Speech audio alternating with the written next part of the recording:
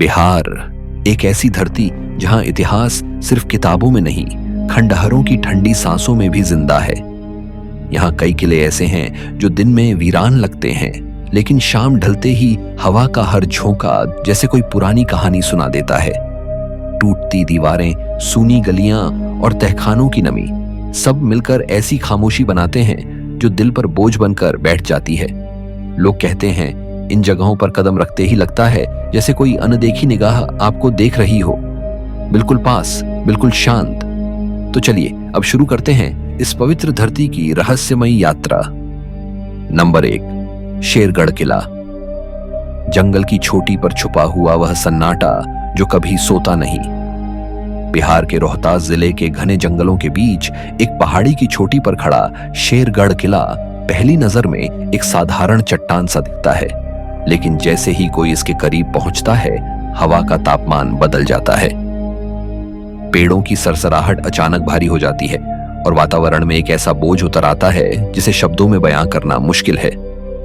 लोग कहते हैं इस किले की असली ताकत इसकी खामोशी है, ऐसी खामोशी जो जैसे किसी अदृश्य पहरेदार की तरह हर आने वाले को परखती है। शेरगढ़ किले का नाम शेर शाह सूरी से जुड़ा है, जिसने अपने साम्राज्य की सुरक्षा के लिए इस क्षेत्र में कई चौकियां बनवाई थीं। पर यह किला किसी राजमहल की तरह नहीं था। इसका निर्माण युद्ध और निगरानी के लिए किया गया था। ऊंची चट्टान पर बसे इस किले से आसपास की घाटियों और जंगलों पर पूरी नजर रखी जा सकती थी, लेकिन यही ऊंचाई आज इसे दुनिया से दूर एक अलग ही रहस्यमयी जगह बना देती है। किले की संरचना बेहद अनोखी है। बाहरी हिस्से से यह सिर्फ भूरे रंग की एक खुरदरी पहाड़ी जैसा लगता है, पर जैसे ही आप भीतर कदम रखते हैं, रास्तों का एक जाल सामने आता है। तंग गलियां, अंधेरे मोड़, टूटे हुए स्तंभ और ऐसे द्वार जिनका कोई स्पष्ट मतलब नहीं, सब मिलकर इस जगह को एक भूल भुलैया जैसा बना देते हैं। कई इतिहासकारों का मानना है कि किले को कई चरणों में बनाया गया, लेकिन इसके बारे में निश्चित रिकॉर्ड बहुत कम है, और यही कमी इस जगह को और रहस्यपूर्ण बना देती है। स्थानीय बुजुर्ग बताते हैं कि किले को अचानक छोड़ दिया गया था। एक रात ऐसा हुआ कि सैनिक, घोड़े, रसोई सब जैसे किसी अदृश्य संकेत पर किले से गायब हो गए। न लड़ाई हुई, न हमला, पर सुबह पहाड़ी की छोटी खाली थी। लोग मानते हैं कि किसी अनदेखी ताकत ने यहाँ डेरा डाल लिया था, जिसने लोगों को यहाँ रहने का साहस ही नहीं छोड़ा। गांव के एक बुजुर्ग एक पुरानी घटना का जिक्र करते हैं। कहते हैं उनके दादा के दादा ने एक बार रात में किले से मशाल जैसी रोशनी निकलती देखी थी। गांव के कुछ लोग डरते डरते ऊपर पहुंचे, लेकिन वहां न आग थी, न इंसान। सिर्फ सुथरी जली लकड़ी की गंध और पत्थरों पर चिपकी हुई ताजी राख जैसी नमी। कोई यह समझ नहीं पाया कि रोशनी आई कहां से और गई कहां। किले के अंदर जाते ही एक बात तुरंत महसूस होती है। दीवारों में अजीब सी नमी और एक ठंडक जो मौसम से मेल नहीं खाती। वैज्ञानिक इसे सामान्य मौसम परिवर्तन कहकर टालते हैं, लेकिन गांव वाले मानते हैं कि यह ठंडक उन जिंदगियों की है जो कभी यहां बसी थीं और अब भी दीवारों के भीतर कैद हैं। अकेले अंदर जाने की कोशिश करने वाले यात्रियों ने अक्सर एक जैसी बात बताई कि किले के भीतर कुछ कदम चलने के बाद ऐसा लगता है जैसे कोई आपके बिल्कुल पीछे चल रहा हो। कभी कभी वह आवाज बिल्कुल साफ सुनाई देती है और मुड़ते ही सब शांत। यह अनुभव इतना तीखा होता है कि कई लोग बीच रास्ते से वापस लौट आते हैं। शाम ढलने के बाद यह किला एकदम बदल जाता है। हवा भारी हो जाती है, पेड़ जैसे स्थिर हो जाते हैं और तंग गलियों में ऐसा लगता है जैसे किसी ने अभी अभी सांस भरी हो। गांव वाले कहते हैं कि शहर के लोग तो इसे खाली किला कहते हैं, पर उनके लिए यह जगह अब भी आबाद है, उनसे जो कभी इससे बाहर नहीं निकले। किले में मौजूद एक बड़े तहखाने की कहानी सबसे ज्यादा डरावनी मानी जाती है। यह तहखाना आज भी बंद है और इसका रास्ता लगभग मिट चुका है, मगर गांव वालों का दावा है कि रात को उस दिशा से धीमी, लंबी, बेहद भारी कदमों जैसी आवाजें आती हैं। कभी कभी लगता है जैसे कोई विशाल दरवाजा अंदर से धकेला जा रहा हो, लेकिन फिर सब सामान्य हो जाता है। पुरातत्व विभाग ने कई बार इस किले में सर्वेक्षण करने की कोशिश की, लेकिन किसी भी सर्वेक्षण में नियमित रूप से अजीब समस्याएं आने लगी। कैमरे ऑन होते ही बंद हो जाते, रिकॉर्डर चलने से मना कर देते और लोहे के उपकरण अचानक ठंडे होकर काम करना छोड़ देते। एक सर्वे टीम का कहना था कि रात की रिकॉर्डिंग में हवा में लटकते हुए साए दिखाई देते थे, कुछ हल्के, कुछ तेज, कुछ अचानक दरवाजे पार करते हुए। यह सब देखने के बाद टीम ने सर्वे अधूरा छोड़ दिया। शेरगढ़ किले की सबसे अलग बात उसकी स्थिति है। जंगलों से घिरा, ऊंचाई पर स्थित और सूरज ढलते ही पूरी तरह अलग दुनिया जैसा महसूस होने वाला। यहाँ की खामोशी साधारण नहीं। यह खामोशी जैसे आपके अंदर घुसती है, आपके कदमों की गूंज को निगल जाती है और आपको अकेलेपन का ऐसा एहसास कराती है कि लगता है कोई बहुत पास है, लेकिन दिखाई नहीं देता। गांवों में आज भी बच्चे गलती करें तो मां कहती हैं, शेरगढ़ भेज देंगे। यह मजाक नहीं होता। यहाँ का डर पीढ़ियों से लोगों के खून में बस चुका है। कुछ कहते हैं कि ऊंचाई पर बसे इस किले में रात को अजीब सी रोशनी घूमती है। कुछ ने किसी लंबी आकृति को मीनार पर देखा है जो शांत खड़ी रहती है और फिर हवा में गायब हो जाती है। किले के इतिहास का सबसे बड़ा सवाल आज भी वही है, इसे छोड़ा क्यों गया? कोई स्पष्ट उत्तर नहीं, बस हवा में तैरती हुई कुछ कहानियां, कुछ अधूरी आवाजें और कुछ ऐसे अनुभव जिनका कोई तार्किक स्पष्टीकरण नहीं। शेरगढ़ किला आज एक खंडहर है, लेकिन इसका खौफ और रहस्य बिल्कुल जिंदा है। यह एक ऐसा किला है जो खुद को छुपाकर नहीं, बल्कि अपनी खामोशी से डर पैदा करता है। जो लोग यहां गए हैं वे लौटकर बस एक ही बात कहते हैं, यह जगह खाली नहीं लगती। और जब हवा तेज चलती है तो दीवारें जैसे फुसफुसाती हैं। यह जगह तुम्हारे लिए नहीं है, यहां कोई और भी है। नंबर 2, मीर कासिम किला, गंगा किनारे सिमटी हुई सत्ता की आखिरी सांस।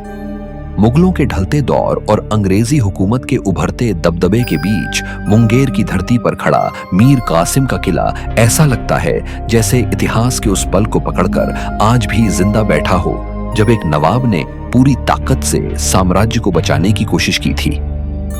गंगा के बिल्कुल किनारे बसी यह जगह दूर से शांत दिखती है, लेकिन जैसे ही कोई इसके भीतर कदम रखता है, हवा का तापमान बदल जाता है। टूटती दीवारों की दरारों में से गुजरती ठंडी हवा ऐसा एहसास करवाती है जैसे इस किले के भीतर कोई कहानी धड़क रही हो, ऐसी कहानी जिसे सदियों का सन्नाटा भी मिटा नहीं पाया। कहा जाता है जब मीर कासिम ने मुंगेर को अपनी राजधानी बनाया था, तब इस किले को उसने सिर्फ सैन्य शक्ति का प्रतीक नहीं, बल्कि अपनी नई शुरुआत का केंद्र माना था। किले की ऊंची दीवारें, बड़े प्रवेश द्वार, तोपखाने, हथियार निर्माण इकाइयां, सब कुछ यह दिखाने के लिए था कि वह किसी भी बाहरी ताकत को चुनौती देने की क्षमता रखता है। लेकिन आज इन दीवारों से गुजरते हुए ऐसा लगता है कि हर ईंट पर कोई अदृश्य चोट लगी हो, जैसे हर पत्थर अपनी थकान खुद बयान कर रहा हो। किले के भीतर प्रवेश करते ही पहला एहसास यह होता है कि जगह बिल्कुल खाली होते हुए भी किसी अदृश्य आवाज से भरी है। टूटी हुई छतों के नीचे पसरा सन्नाटा कभी कभी इतना भारी हो जाता है जैसे कोई आपको ऊपर से देख रहा हो। स्थानीय लोग कहते हैं कि इस किले में कदम रखते ही एक अजीब दबाव महसूस होता है, मानो किसी ने अचानक आपकी सांसों को पकड़ लिया हो। यह एहसास इतना तेज होता है कि कई लोग आधे रास्ते से ही वापस लौट जाते हैं, बिना कुछ बोले। किले के पिछले हिस्से में स्थित तहखाने सबसे अधिक रहस्यमयी माने जाते हैं। यह तहखाने अब जर्जर हो चुके हैं, लेकिन उनकी दीवारों में नमी हमेशा रहती है, चाहे मौसम कैसा भी हो। गांव वाले कहते हैं कि यह नमी पानी की नहीं, बल्कि किसी रुकी हुई ऊर्जा की है। कई लोगों ने दावा किया कि जब वह तहखाने के पास गए तो उन्हें ऐसा महसूस हुआ जैसे कोई बहुत धीरे धीरे उनके पीछे चल रहा हो। पीछे मुड़ने पर कुछ नहीं, लेकिन उस चुप्पी में ऐसा लगता है जैसे हवा भी आपके हर कदम को सुन रही हो। किला कभी बेहद सुरक्षित था और उसमें तैनात सैनिक दूर तक नजर रखने में सक्षम थे, लेकिन ये विडंबना ही है कि आज इन्हीं दीवारों पर सबसे ज्यादा अकेलापन बसता है। किले की खिड़कियों से जब गंगा का शांत पानी दिखाई देता है तो मन में एक सवाल उठता है कि क्या मीर कासिम खुद कभी इन खिड़कियों से देखता होगा, अपने टूटते साम्राज्य को संभालने की कोशिश करते हुए। कहा जाता है कि जब बक्सर की लड़ाई में हार के बाद मीर कासिम किले में लौटा तो उसने रात भर इन दीवारों पर हाथ फेरते हुए खुद से पूछा था कि क्या गलत हुआ। कहते हैं उसी रात किले की एक पुरानी दीवार से अजीब सी आवाज आई। कोई कहता है कि वह हवा थी, कोई कहता है दीवार गिरने वाली थी, लेकिन गांव वाले मानते हैं कि वह एक आत्मा की चीख थी जो अब भी इस जगह में घूमती है। मुंगेर के कुछ बुजुर्ग बताते हैं कि रात के तीसरे पहर किले की तरफ से घोड़ों की टापें सुनाई देती हैं। ये आवाज कभी तेज कभी धीमी होती है, जैसे कोई अदृश्य सवार किले में गश्त कर रहा हो। कुछ लोगों ने तो किले की एक ऊंची मीनार पर एक काले साए को भी खड़े देखा है। यह साया कभी हिलता नहीं, बस खड़ा रहता है, लेकिन जब कोई नजरें हटाकर वापस उसकी तरफ देखे तो वह गायब हो चुका होता है। एक अफवाह यह भी है कि अंग्रेजों से हार के बाद जब मीर कासिम ने किले से निकलने का फैसला किया तो उसने अपनी कुछ अहम चीजें, दस्तावेज और संपत्तियां एक गुप्त तहखाने में छिपा दी।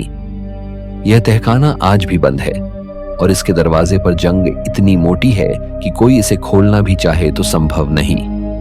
लेकिन गांव वालों का दावा है कि रात के समय कभी कभी उस दरवाजे के पीछे से किसी महिला की धीमी रोने की आवाज आती है।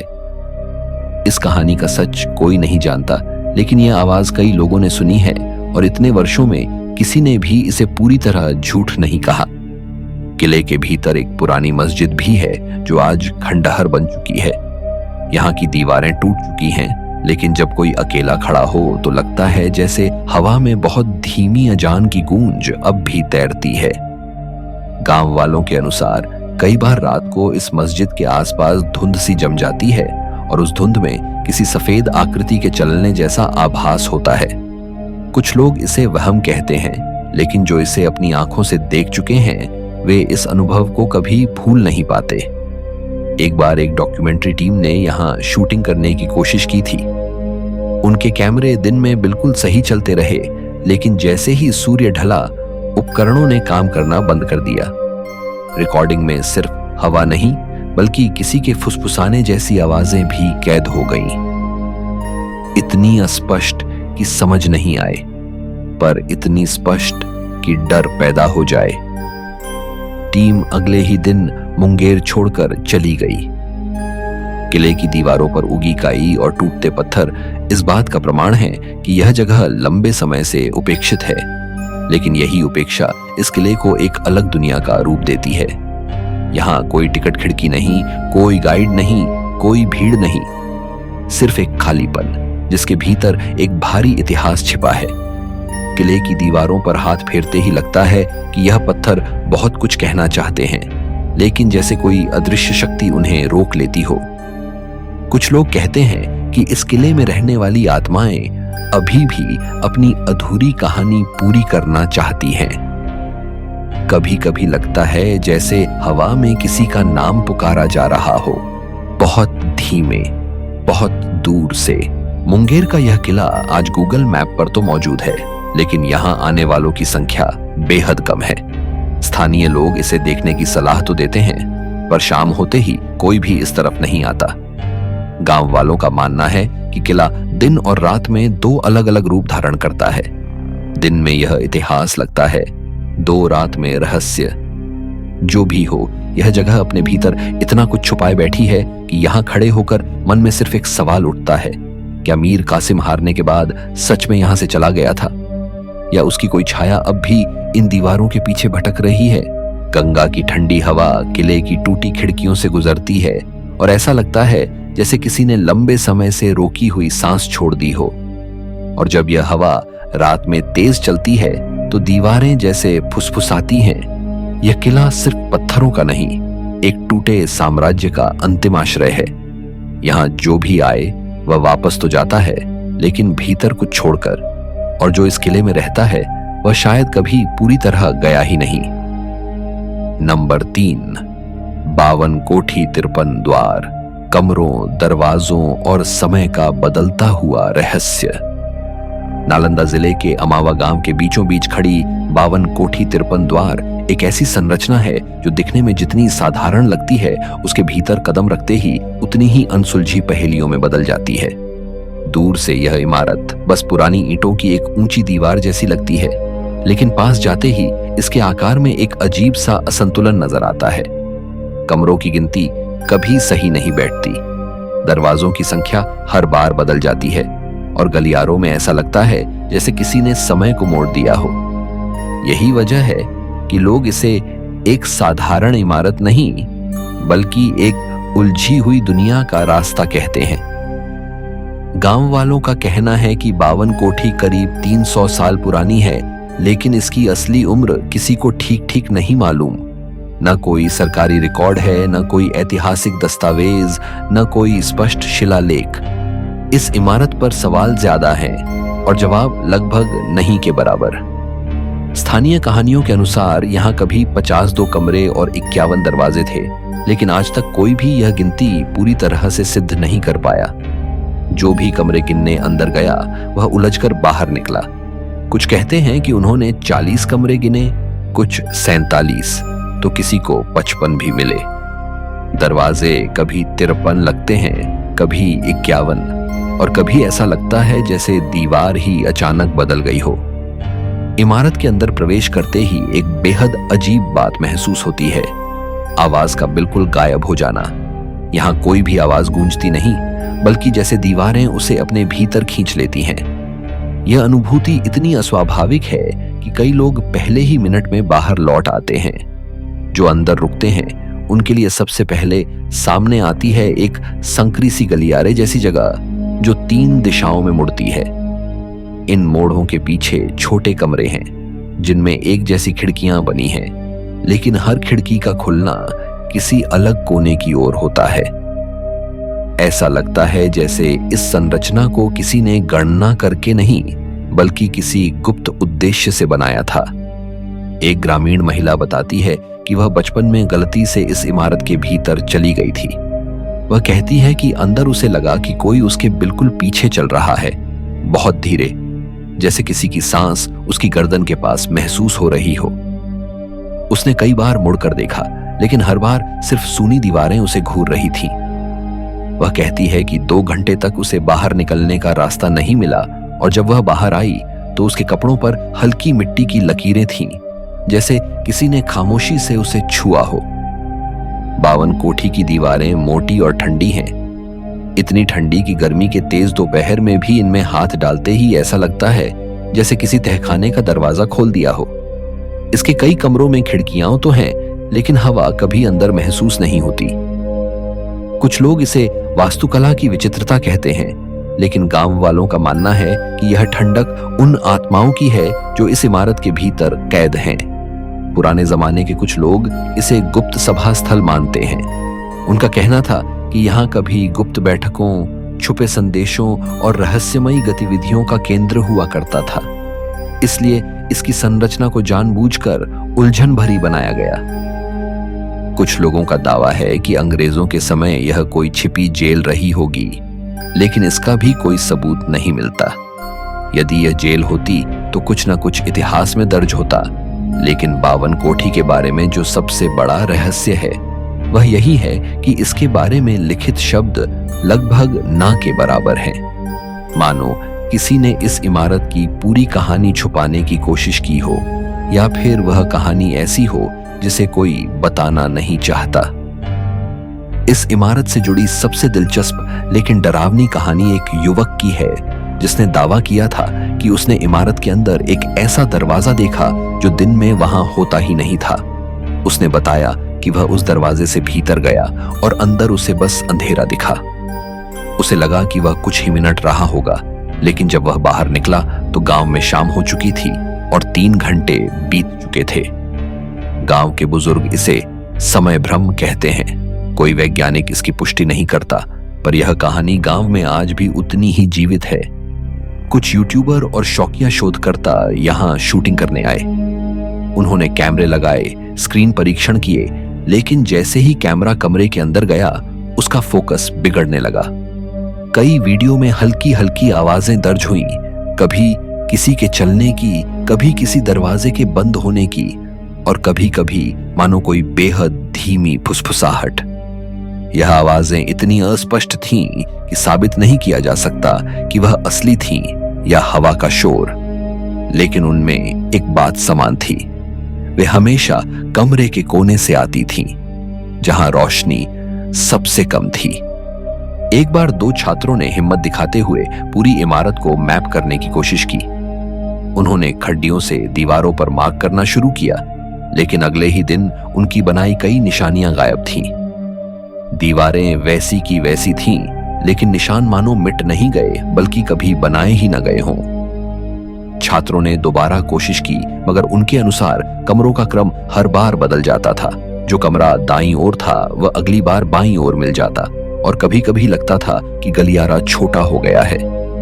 इमारत के बीचों बीच एक चौड़ा सा कमरा है, जिसे गांव वाले मध्य मंडप कहते हैं। इस कमरे की छत बाकी कमरों से कहीं ऊंची है, और इसके बीच में जमीन पर किसी प्राचीन चिन्ह जैसी आकृति नजर आती है। इसकी बनावट ऐसी है जैसे किसी ने चारों दिशाओं का संकेत दिया हो, लेकिन इसका मकसद आज तक कोई नहीं समझ पाया। अमावस्या की रात यहाँ एक अजीब सी ठंडी हवा बहने लगती है, जबकि बाहर मौसम गर्म होता है। कुछ लोगों ने यहाँ रोशनी जैसी हल्की चमक भी देखी, इतनी तेज कि मानो कोई दीपक जलाया गया हो, लेकिन वहां कुछ नहीं था। तहखाने का जिक्र भी अक्सर होता है। गांव वालों का कहना है कि 52 कोठी के नीचे एक बड़ा भूमिगत हिस्सा है जो अब बंद है। रात के समय कई लोगों ने उस दिशा से धीमे धीमे कदमों की आवाजें सुनी हैं, जैसे कोई भारी शरीर बेहद धीमी चाल में नीचे घूम रहा हो। कुछ ने कहा कि उन्हें वहां से पुराने लकड़ी के खटखटाने जैसी आवाजें आती हैं, जिसे समझना मुश्किल है। आज यह इमारत किसी सरकारी संरक्षण में नहीं है, न कोई बोर्ड, न कोई जानकारी, न कोई सुरक्षा, सिर्फ टूटे दरवाजे, घुमावदार गलियारे और दीवारों में कैद एक ऐसा इतिहास जिसे कोई पूरी तरह जान नहीं पाया। गांव वालों ने एक अनकहा नियम बना रखा है, शाम होते ही यहां से दूर रहो। बच्चों को भी सख्ती से मना किया जाता है कि वे सूर्य ढलने के बाद इस दिशा में न जाएं। जो लोग 52 कोठी को देखने आते हैं, वे अक्सर यहां से लौटने के बाद कई दिनों तक बेचैनी महसूस करते हैं। कुछ कहते हैं कि रात को किसी के कदमों की आवाज सुनाई दी, कुछ कहते हैं कि किसी ने कंधे पर हाथ रखा, और कुछ लोग बताते हैं कि उनके सपनों में वही गलियारा सामने आ जाता है जहां रोशनी कम थी। 52 कोठी सिर्फ ईंटों का ढांचा नहीं है, यह एक ऐसी पहेली है जहां कमरों की गिनती बदलती है, दरवाजे कहीं से कहीं निकलते हैं, और समय कभी कभी रुकता हुआ महसूस होता है। यहां खड़े होकर लगता है मानो किसी ने इमारत को इस तरह बनाया कि कोई भी इसके भीतर पूरी सच्चाई तक पहुंच ही न सके। शायद इसलिए लोग कहते हैं यह सिर्फ एक पुरानी इमारत नहीं, बल्कि एक अधखुला दरवाजा है किसी और ही दुनिया की ओर। नंबर 4, राजनगर किला। महलों की टूटी दीवारों में दबी रानियों की अनसुनी परछाइयां। मधुबनी के मिथिला क्षेत्र में फैली हरियाली और शांत गांवों के बीच खड़ा राजनगर किला पहली नजर में सिर्फ एक खंडहर लगता है, लेकिन इसके भीतर कदम रखते ही महसूस होता है कि यह जगह कभी वैभव, कला और शाही रौनक का केंद्र रही होगी। लेकिन आज यहां सिर्फ टूटी दीवारें, सूख चुके फव्वारे, आधे गिरे मंदिर और बिखरे हुए आंगन हैं, जैसे इतिहास का कोई अधूरा अध्याय अचानक थम गया हो। यह किला दरभंगा राजवंश की संपन्नता और सांस्कृतिक गौरव का प्रतीक था, जिसे महाराजा लक्ष्मीश्वर सिंह ने 19वीं सदी में बड़े सलीके और ज्योतिषीय गणनाओं के अनुसार बनवाया था। पर जिस किले की हर ईंट कभी शान का प्रतीक थी, वह आज अजीब खामोशी में डूबी हुई दिखाई देती है। ऐसी खामोशी जो सन्नाटे से नहीं, किसी अनदेखी उपस्थिति से भरी लगती है। राजनगर किला सिर्फ एक इमारत नहीं था, बल्कि एक विशाल परिसर था। इसके भीतर कई महल, मंदिर, उद्यान, तालाब और गर्भगृह जैसे विशेष भवन बने थे। कहते हैं कि दरभंगा राजवंश ने इसे अपने सांस्कृतिक केंद्र के रूप में विकसित किया था, जहां नृत्य, संगीत, पारंपरिक मिथिला कला और धार्मिक आयोजन एक साथ चलते थे। लेकिन 1934 का भीषण भूकंप सब कुछ बदल गया। किले की छतें गिर गईं, दीवारें फट गईं, खंभे टूट गए और सदियों से खड़ी शाही संरचना कुछ ही मिनटों में मलबे में बदल गई। लेकिन गांव के बुजुर्ग कहते हैं कि इस हादसे की शुरुआत सिर्फ धरती के हिलने से नहीं हुई थी। कुछ महीनों पहले ही किले में अजीब घटनाएं शुरू हो गई थीं। लोग बताते हैं कि भूकंप से पहले की रातों में महलों के गलियारों से घुंघरुओं जैसी आवाजें आती थीं, जैसे कोई रानी कभी मंदिर की तरफ, कभी आंगन की तरफ चल रही हो। कई लोगों ने सफेद कपड़ों में एक महिला को महल के पुराने मंदिर के पास खड़ा देखा, शांत, स्थिर, बिना हिले।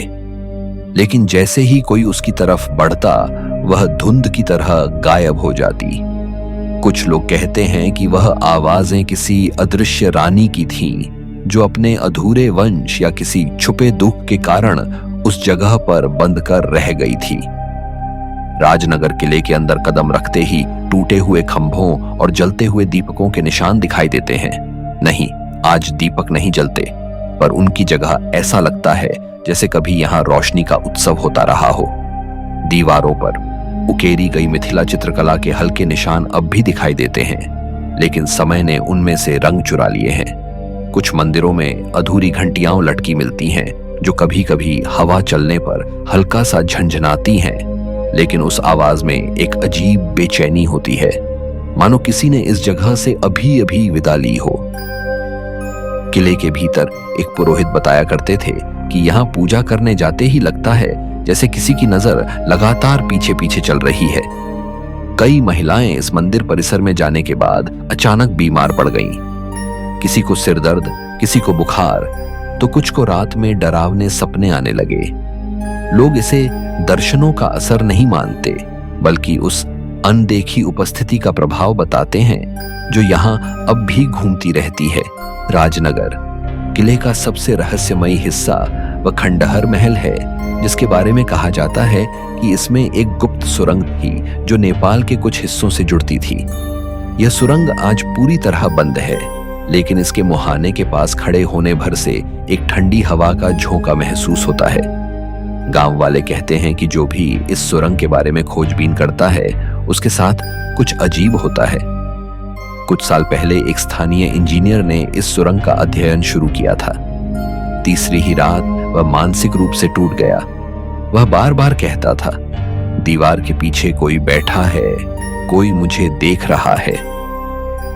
उसके परिवार ने उसे शहर ले जाकर इलाज कराया, लेकिन वह आज भी सामान्य नहीं हुआ। किले के बाहर के आंगन में कई छोटे मंदिर हैं। इनमें से एक मंदिर ऐसा है जहां हर अमावस्या की रात को दीपक अपने आप जल उठने की बात कही जाती है। यह दीपक कभी किसी ने जलाते हुए नहीं देखा, पर उसका निशान हर बार ताजा मिलता है, मानो किसी अदृश्य हाथ ने उसे अभी अभी छुआ हो। गांव के लोग इसे किसी रानी की आत्मा का संकेत मानते हैं, जो अपने वंश की आखिरी लौ को जिंदा रखने की कोशिश करती है।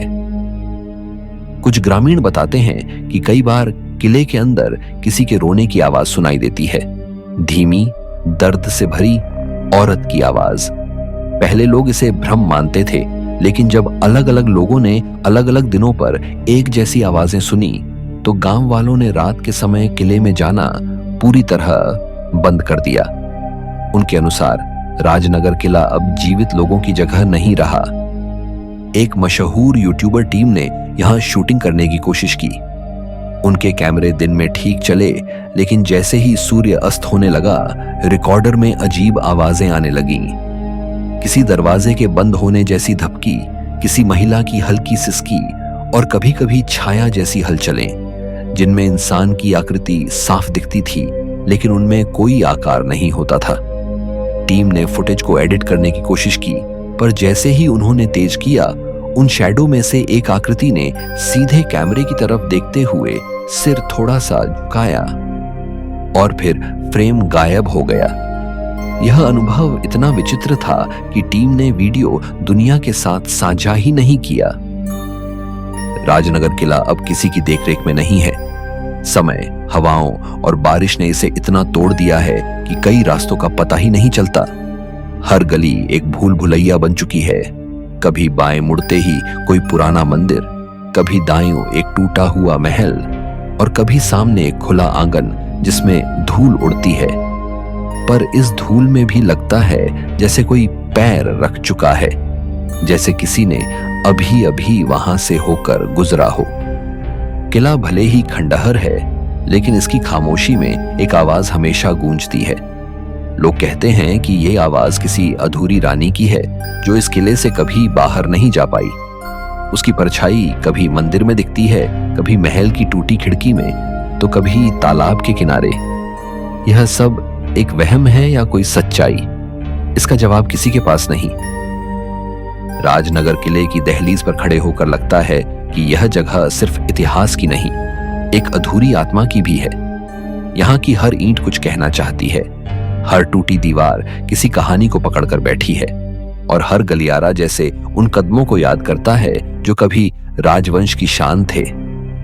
आज उन कदमों की जगह सन्नाटा है, लेकिन वह सन्नाटा भी कभी कभी अचानक भारी हो उठता है, जैसे कोई आपके बहुत पास खड़ा हो और सांस लेने का एहसास दे। यह किला सिर्फ पत्थरों का ढांचा नहीं, यह एक बंद किताब है जिसकी पन्नों पर राजघराने की रौनक, रानियों की बेचैनी और भूकंप की दहशत दर्ज है।